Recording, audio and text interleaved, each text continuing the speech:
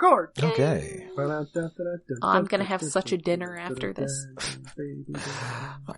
Hello. Hello, and welcome to Stasis Pod, the Transformers Prime podcast. I'm Rob. I'm Jen. And I'm David. And welcome to tonight's podcast on the second episode of the second season, Orion Pax, Part 2. This one first aired February 25th, 2012. And, more Pax, more furious. And written by Margaret Scott. Yay! As her second episode for the show. So, I guess Prime does a lot of having different people writing multiple parts of the same multi-parter. Yes, that just seems weird.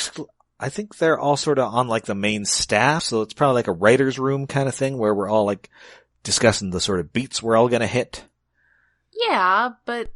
Well, didn't Beast Wars kind of do that? Yeah, I think so. I mean, usually the two-parters were written by one, I think often one was Bob, one was Larry. Yeah, that doesn't really count because they're that's what they do. They may be the same entity. I'm just... No, I've seen them in different... I've seen them both in the same place at the same time. I'm thinking it's like a rack and ruin kind of thing. They're just fused at the shoulders. Or they're like a duocon. Aw, that'd be pretty cool. Galvatron, that Bob is going to crash into that Larry.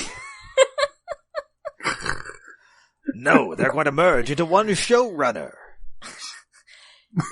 I don't know. Maybe I'm just old-fashioned, by which I mean thinking about G1, where, usually it was all the same writer. Oh, okay. I thought you were going to insist on, duocon erasure there. No. Maybe I'm just old-fashioned, but back in my day, you didn't have an airplane land on a tank and have it turn into a single robot. So, previously... I know that's not politically correct to say. And don't get me started on six changers. It's not natural. All those modes are just a box with different doodads on it anyway. And nobody's gonna say it out loud. Oh. That spaceship mode is clearly a gun turned upside down. You mean submarine. Was it a submarine? I thought it was... It was a submarine. It's the same thing for that new Shockwave. No, it's the new... that new Shockwave looks... The new six-shot. Instead of having a gun mode, he had a spaceship mode that was just his gun mode turned upside down. Yes, I think they did say... I think it was submarine, though. Submarine, yeah. Was it? I think so, because submarine is funnier. Yeah, it is funny. I don't know. I like spaceship because I like excusing spaceship designs by pointing out that anything can move, like aerodynamics don't matter in zero gravity. Recently uncovered there were plans for more six changers, and one of them turned into a chocobo. What? Which was adorable. That's like it was like a chicken mode. Oh, okay. This sounds like a car robots Megatron thing.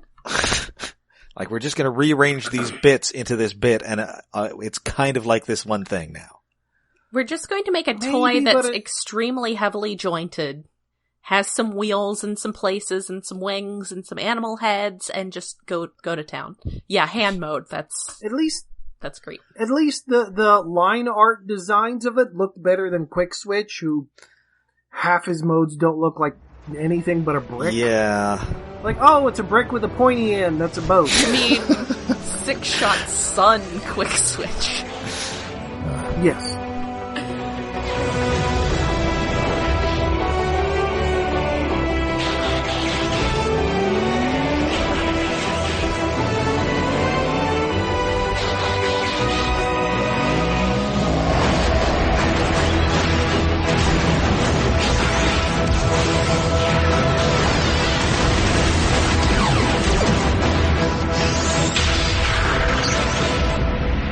So anyway, speaking of turning from either the side of good or the side of evil, previously on Transformers Prime, Optimus Prime has lost his memory via the use of the Matrix and is now merely amnesiac librarian Orion Pax, who believes that Megatron is still his best bud. It's very cute. He's very cute and nerdy. Meanwhile, Jack is the chosen one, and Starscream is a dick. I think that there definitely should have been He's a dick, but he's a dick furthering... It is Optimus Prime here. You know. Like from Prime Problem. Yes. So he just busts in. He's all, hey, Optimus Prime, what the frick are you doing here? But who's Optimus Prime? Who the hell's Optimus Prime? I'm just this deep-voiced librarian, Orion Pax. So Starscream eventually figures this out, and he's all, yeah, no, you just look like this guy I know, Optimus Prime. Yeah. That's crazy. He's totally like... I feel like just the name Prime seems like it should be significant enough that it's like somebody saying, oh no, you just look like this person I know named President someone. It's like, that seems important.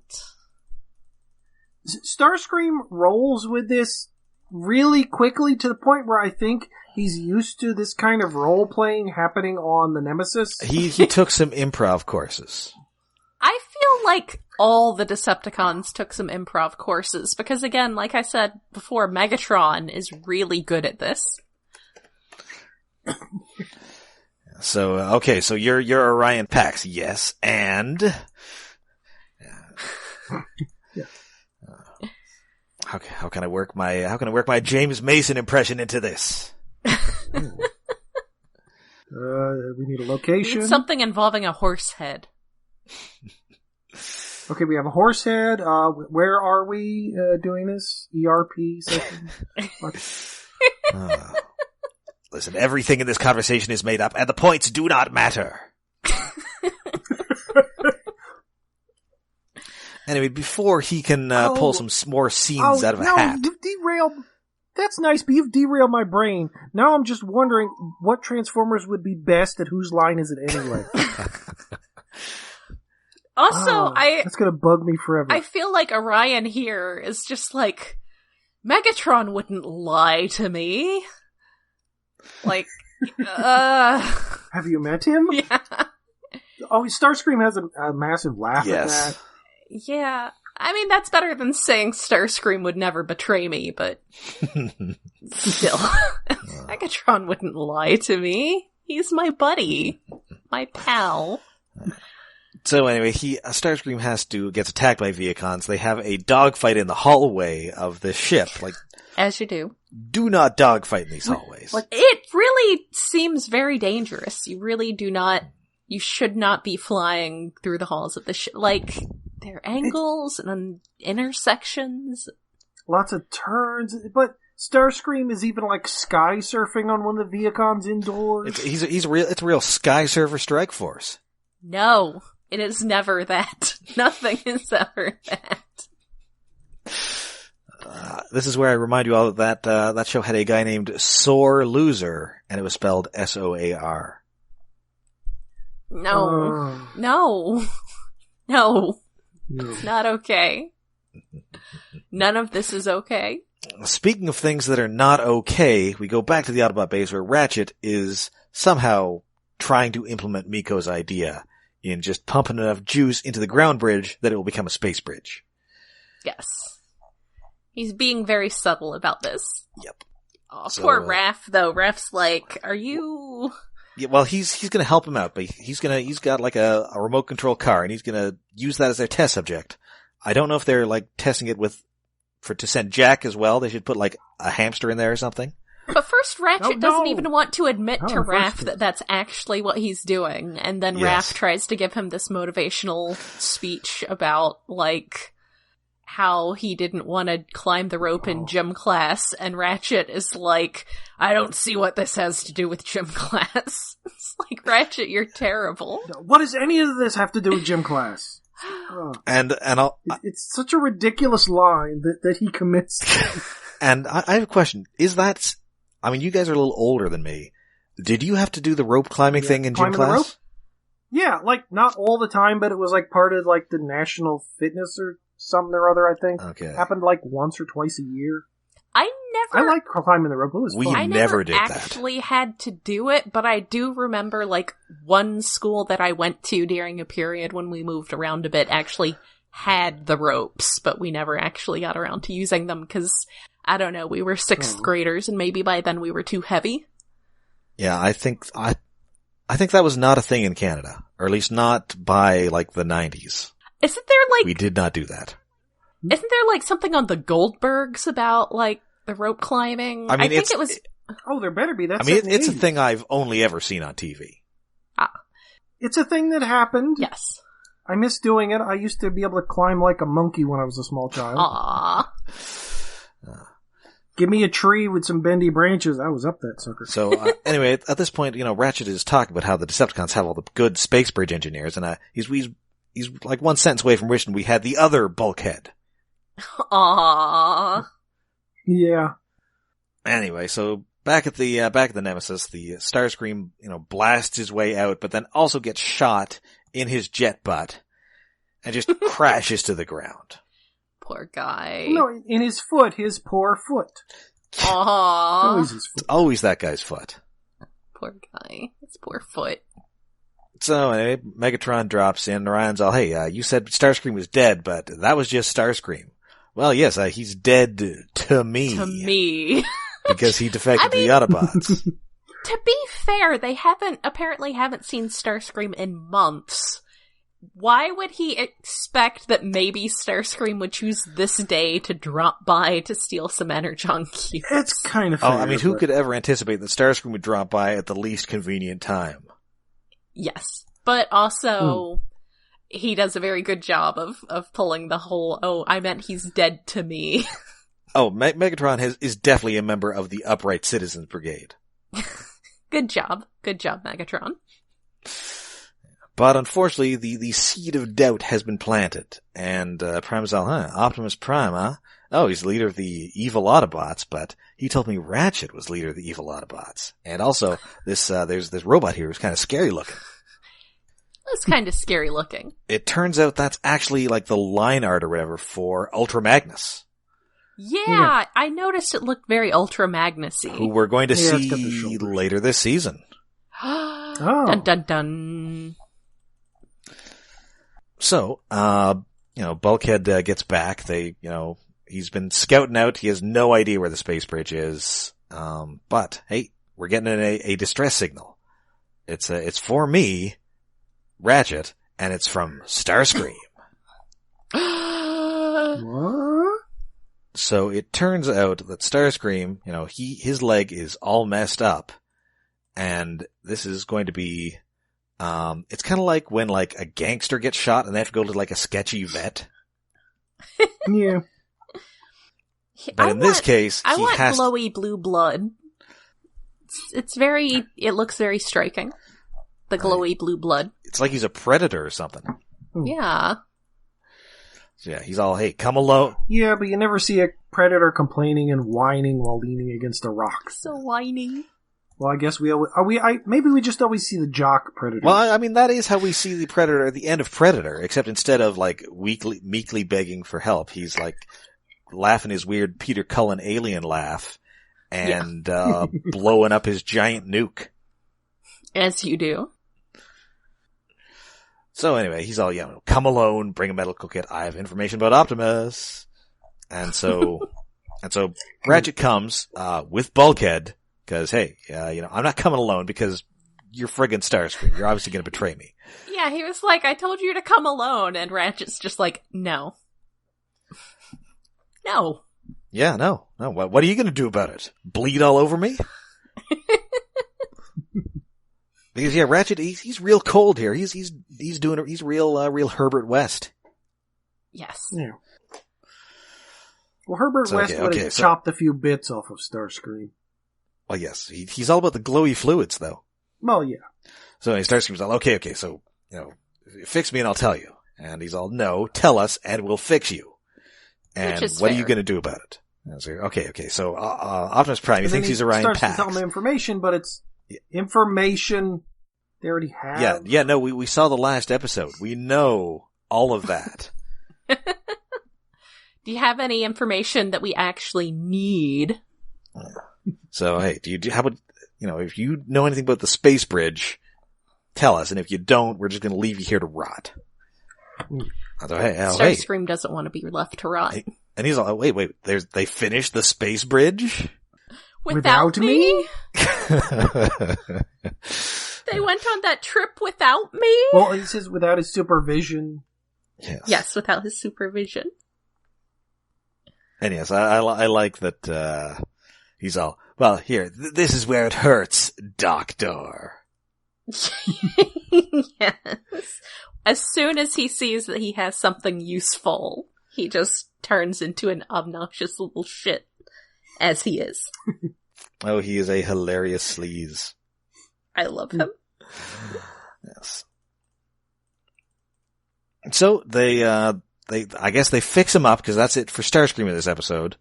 And so, they get back to the base and they're all, okay, we know where the space bridge is now. We're going to take it over and we're going to send Jack, and RC is going with him. June is still not thrilled with this.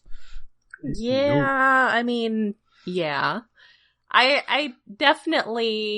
She definitely does not trust them to understand how soft and squishy humans are. Yeah. Although, I mean, Fowler is all for this. He's all, hey, I know some guys in NASA. They can probably whip up a teen-sized spacesuit. Somehow. I mean, he's pretty small. He's not even like a big teenager. No, you might even say he's small, S-M-O-L. Yes, no, that's Raph. Small. Yeah, that's true. That's Raph. That kid is teensy. He's so cute. He doesn't have knees. Well, okay. Just bobbling around on his stumps like Dorf. Aww. That's a deep cut. That is a deep, deep cut. That is to the bone. Anyway, so they get to this ground bridge, which is in an energon mine, and it is murder o'clock. Because that's RC's favorite time. Well, not just RC, but Bulkhead. Like, a guy gets his head crushed between his wrecking balls. That guy's brains just went out his nose. Yes.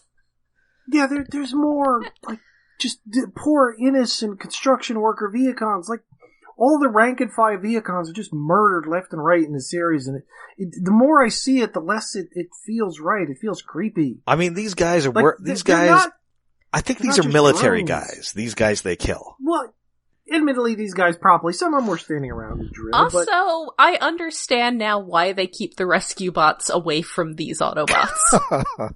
yeah. They'd be a bad influence. Murder hobos. Yes. Yes.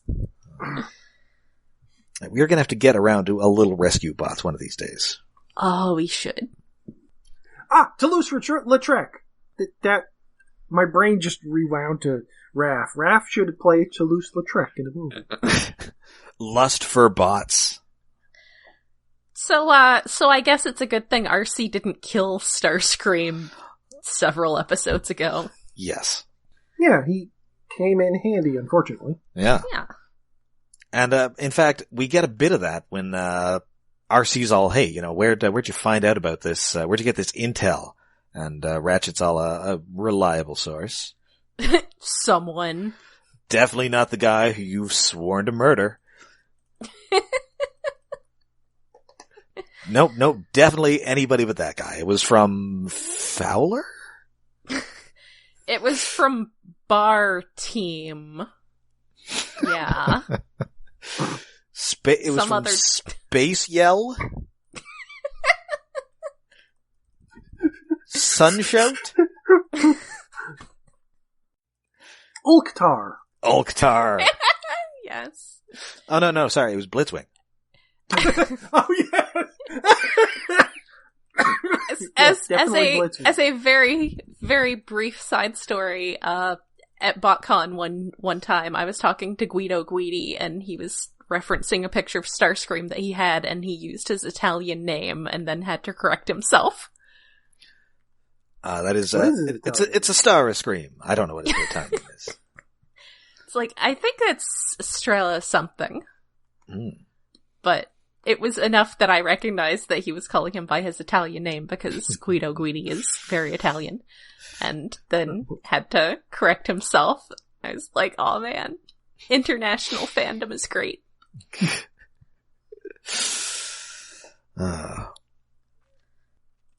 So yeah, they take over this thing, but in comes Breakdown, who's radioing in to check in on them, and they know, okay, Bulkhead, he's heard Bulkhead before, and even though Bulkhead offers to make his voice lower or higher,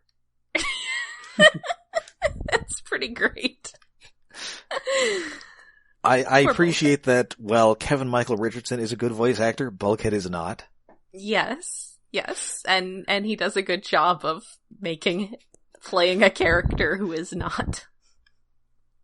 And he's met Ratchet that one time, so come in, Agent Fowler.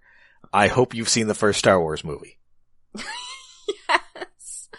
Yeah. So the I think maybe not the last Star Wars RPG book set they did, but a little while back, that was a picture of that was basically like the example of failing a persuasion check.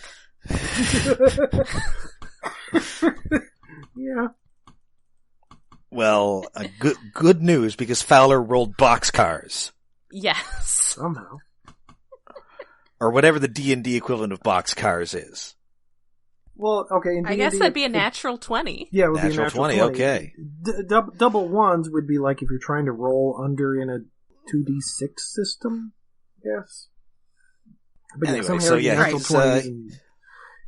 it's just like Breakdown's just so affable with him. It's like, oh, it's nice you're doing your job. Thanks for the good work. He does. Yeah, he does the Harrison Ford. We're fine here. How are you? And there is a great facial expression on Fowler as he realizes that was a real bad idea.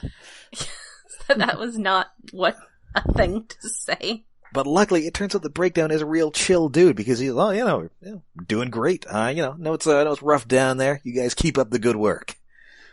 Yes. So it turns out that Breakdown, an evil space robot, is a better person than Adam Baldwin. Yeah. Yeah, that's fair. So they deck Jack out in this spacesuit. RC's gonna go with him. Miko is somehow not going to stow away, which I'm sure she would have if it hadn't been for the whole spacesuit thing. Yeah, Is this like the first time humans have actually needed spacesuits on Cybertron? Yes. I think, did they have spacesuits in Armada? I think maybe? they did. They had spacesuits for something. I'm not sure if it was for going to Cybertron. I'm pretty sure they had spacesuits on Cybertron there. Okay. They had them for I'm reasonably sure. They sure didn't in G1. No, they did not. Just send that kid up there in his hard hat and khaki shirt. It'll be fine. Yep. It'll be fine. Don't think that hard. We don't have money to pay Fluoro Dairy or whoever to make a new model of him in a spacesuit. Yeah, we wouldn't have those exosuits till the year 2005. Yes. Monogrammed jumpsuit technology. But Miko does still want to know how he's going to go to the bathroom. Like, it's called a catheter, Miko. It's not fun. Yeah, just don't look it up. It's not worth it. And, oh god, and his mom's a nurse, so she probably had to put it in. Ew. I mean, she is his mom, so on the one hand, ew, but on the other hand, I'm sure it's nothing she hasn't seen before. Well, and your other option is Fowler or, like, Ratchet in his giant metal hands. Ah! Oh my god. Tell me again, Nurse Darby, what hole is this supposed to go in?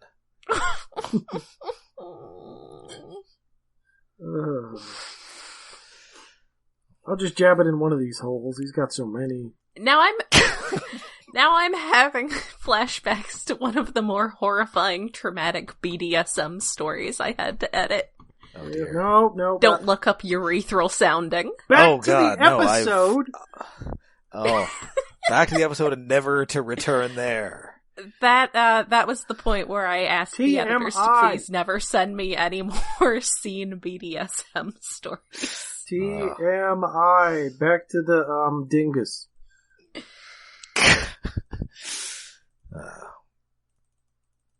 So anyway, they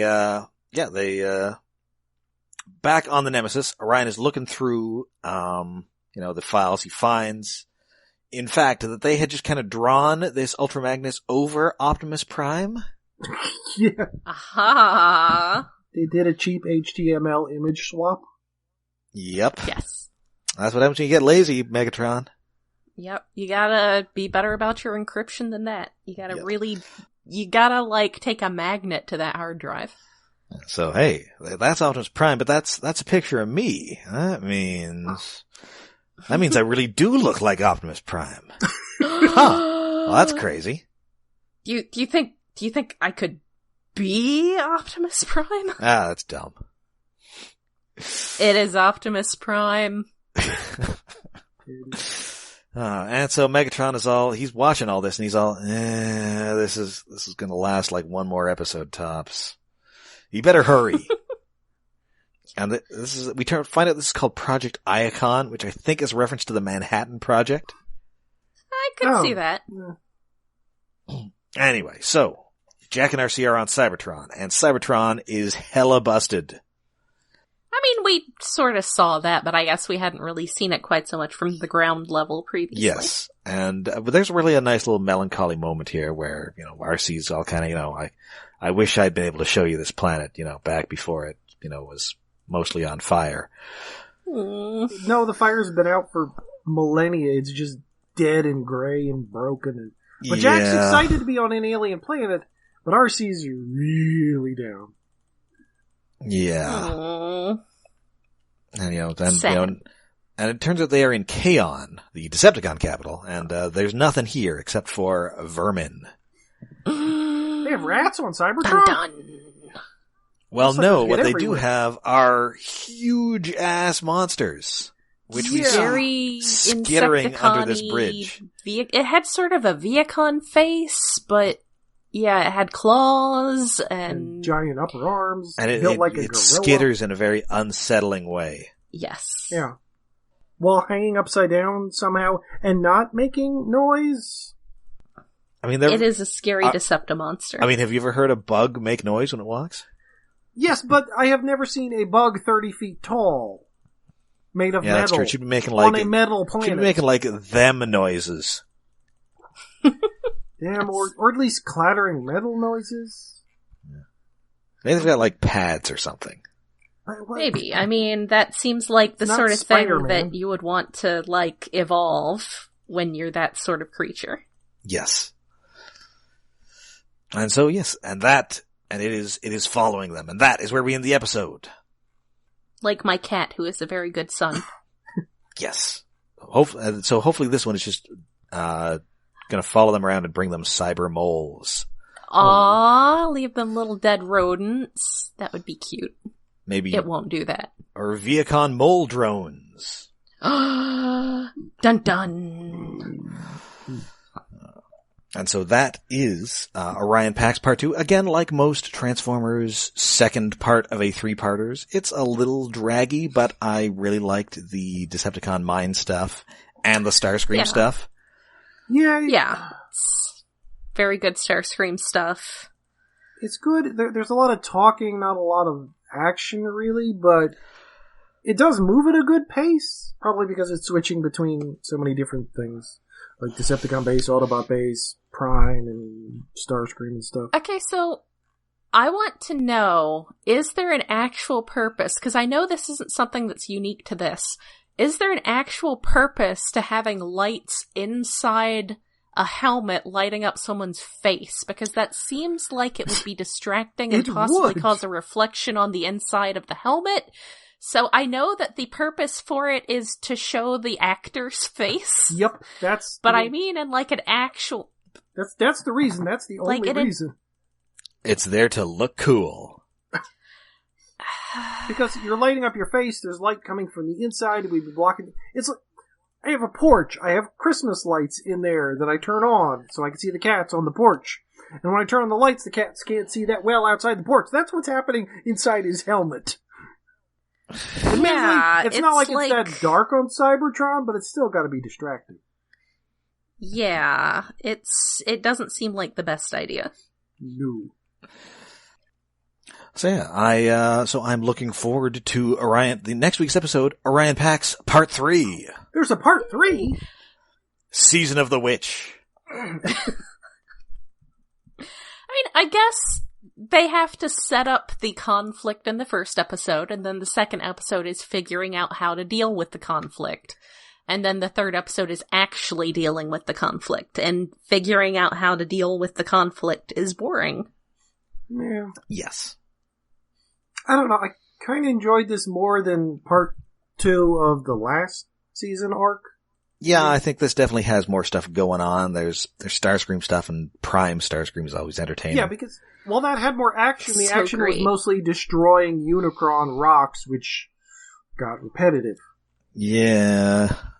And I really don't like that Unicron design. Aw. But rocks. They're dangerous. Maybe it was just the texture they had on it. It's just... Rocks brown. crawl, everybody dies. Yes. Just like that. And also, I'm very charmed by that breakdown moment in this show. Yeah, he's a good... it goes back to him, like, just hanging out. Wasn't that Margaret Scott, too? Yes, it was, I think. He's the blue-collar Decepticon. Yeah. Which is good because his collar is literally blue. It's an important part of his characterization. So, of course, until next time, we are all over the internet. We're on Twitter, we're on Tumblr, and we're on Facebook. And we are hosted on iaconunderground.net, where we have a Patreon set up to help with hosting and other expenses. That is at patreon.com/iaconunderground. Just like the Iacon Project, but more underground. Yes.